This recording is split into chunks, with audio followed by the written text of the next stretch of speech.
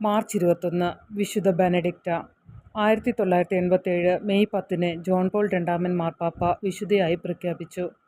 ഭക്തരായ മാതാപിതാക്കളിൽ നിന്ന് ബെനഡിക്റ്റയ്ക്ക് നല്ല ക്രിസ്തീയ രൂപീകരണത്തിൻ്റെ രത്നം ലഭിച്ചു. എപ്പോഴും അർപ്പണബോധമുള്ള ഒരു യുവതിയായിരുന്ന അവൾക്ക് 20-ാം വയസ്സിൽ അഗാധമായ ഒരു നിഗൂഢാനുഭവത്തിൻ്റെ സമ്മാനം ലഭിച്ചു. അത് ഒരു സന്യാസി എന്ന നിലയിൽ ഒരു തൊഴിൽ പിന്തുടരാനുള്ള ആഗ്രഹം അവളിൽ അവശേഷിപ്പിച്ചു. എന്നിരുന്നാലും അവളുടെ മാതാപിതാക്കൾ അവളെ വിവാഹം കഴിക്കാൻ ശക്തമായി ഇഷ്ടപ്പെട്ടു. പുത്രഭക്തിയിൽ ബെനഡിക്റ്റ അവരുടെ ആഗ്രഹങ്ങൾക്ക് വഴങ്ങി. 1816 ജിയോവന്നി ഫ്രാൻസിനെല്ലയോ വിവാഹം കഴിച്ചു. അവർ 2 വർഷം ഭാര്യാഭർത്താക്കന്മാരായി ഒരുമിച്ച് ജീവിച്ചു. 1818 ദമ്പതികൾ ദൈവത്തിന് സമർപ്പിച്ച് പവിത്രമായി ഒരുമിച്ച് ജീവിക്കാൻ സമ്മതിച്ചു.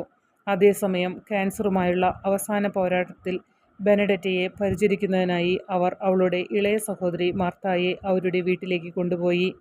1825 മാർത്ത മരിച്ചപ്പോൾ ഇരുവരും മതപരമായ സഭകളിൽ ചേർന്നു. ബെനഡിക്റ്റ ഊർസുലേൻ സഭയിലും ജിയോവന്നി വിശുദ്ധ ജെറോം എമിലിയാനി സ്ഥാപിച്ച സഭയിലും ചേർന്നു. 1 വർഷത്തിന് ശേഷം ആരോഗ്യം ക്ഷയിച്ചതിനാൽ ബെനഡിക്റ്റയ്ക്ക് വീട്ടിലേക്ക് മടങ്ങേണ്ടി വന്നു. പക്ഷേ വിശുദ്ധ ജെറോം എമിലിയാനിയുടെ മധ്യസ്ഥതയിലൂടെ അത്ഭുതകരമായ ഒരു രോഗശാന്തി ലഭിച്ചു.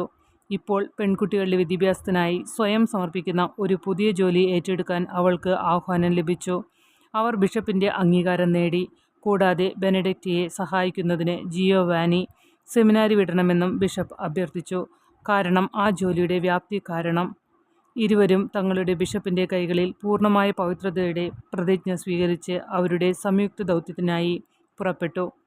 അസാധാരണമായൊരു കൂട്ടം സാഹചര്യങ്ങളിൽ ദൈവഹിതം പിന്തുടരുന്നതിൽ ബെനഡിക്റ്റ സ്ഥിരോത്സാഹം കാണിച്ചു.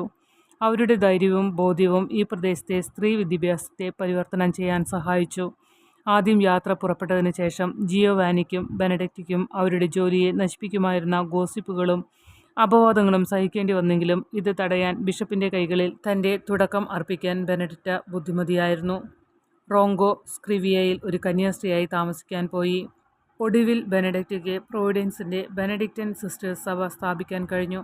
അവരുടെ സന്യാസ സമൂഹത്തിൻ്റെ വഴികാട്ടിയായ ആകർഷണം ചെറുപ്പക്കാരായ പെൺകുട്ടികളുടെ വിദ്യാഭ്യാസവും ദൈവത്തിലുള്ള വിശ്വാസവുമാണ്.